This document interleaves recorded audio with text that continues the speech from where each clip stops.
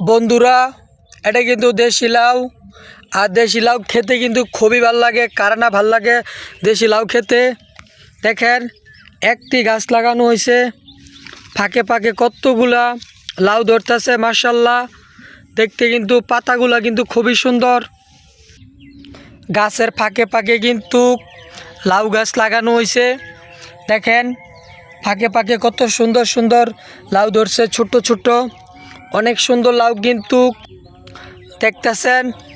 একটি জায়গায় কতগুলো লাউ ধরছে। আপনারাও যারা গ্রামের মধ্যে ফসল করেন তারা এই টেকনিকগুলো শিখে নেবেন, যে একটি ফসলের সাথে সাথে আরেকটি ফসলও করা যায়।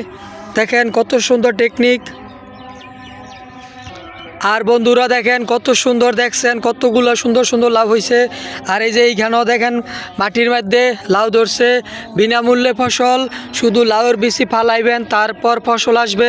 এই টেকনিকগুলো শিখে নেবেন। দেখেন বন্ধুরা, আপনারাও এই যে লাউয়ের যে ডোকাগুলো, এইগুলো কিন্তু ভালো টাকা বিক্রি করা যায়।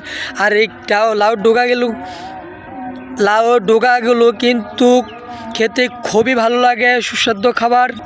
আর বন্ধুরা দেখেন কত সুন্দর, এই কিন্তু ছোট্ট একটি জায়গাতে কিন্তু বেশ কয়েক লাউ ধরেছে, আপনারা কিন্তু দেখতেছেন।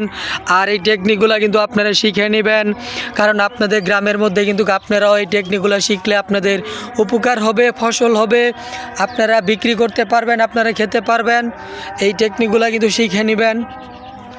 আর বন্ধুরা দেখেন, এইখানে একটি বড় একটি লাউ ধরেছে। আর এইখানে কিন্তু ফাঁকে ফাঁকে আরও বেশ কিছু বড় বড় লাউ ধরেছে, দেখতেছেন। আর দেখেন, আপনারা কিন্তু এই কাজগুলা সব সময় করবেন, যে ফসলের মধ্যে ফসল করার চেষ্টা করবেন। দেখেন কত সুন্দর।